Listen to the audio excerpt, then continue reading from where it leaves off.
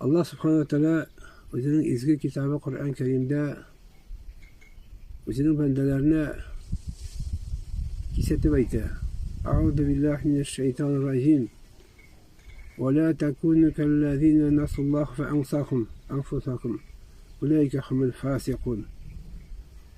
Siz Allah-u Teala'nı unutkan hem onun buyrukların tutmayan kişiler gibi bulmağız diye.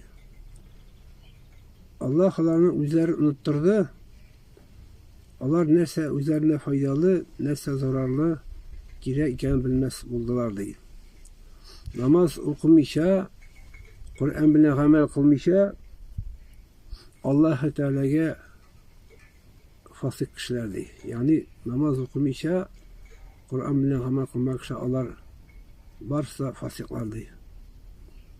Demek, muhterem cemaat-i müslimin, şundan anlaşıla Allah-u Teala'ya fasık, yani fasık diyen söz, günahlı bulu için namaz okumayışa, Allah-u Teala'nın sunduğu kitabı Kur'an bilen amel kılmışa şulda jide.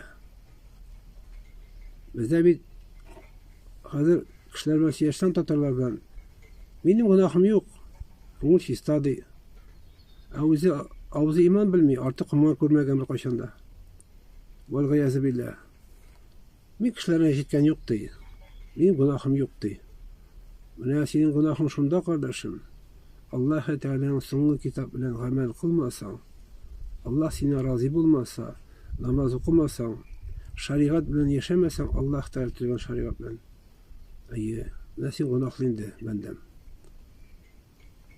Benim günahım yok deyip masayıp, iblis kırık tekepürlen birsen de, Allah-u Teala'nın hem onun isisini tanımıyor. Allah Rabbimiz şu Kur'an ayetinde ayette, bütün kişilik dünyasına, siz de Allah-u Teala'nı unutkan hem onun buyrukların tutmağı kişiler gibi bulmağız diye. Rabbimiz bize müracaat etti. Allah unutturdu onlara özlerini değil, özlerini, onların o kişilerini. Neyse onlara faydalı hem onlar için neyse zararlı bilmez buldular diye.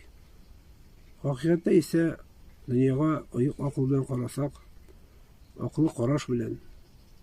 Kişi bugün adam balası. Neyse işin yaşayanını bilmiyor. Neyse işin dünyaya girgenini bilmiyor. Yani kursak için durdayaklı, akılsız, fikirsiz hayvan gibi yaşıyor. Aşı, yıklı, vallar uşite yaşıyor. Maksatım bilmiyor. Niye ki gel? Hem oturmuştan bir günü ecel gelgeç. Hem oturmuştan uçup bitip gider.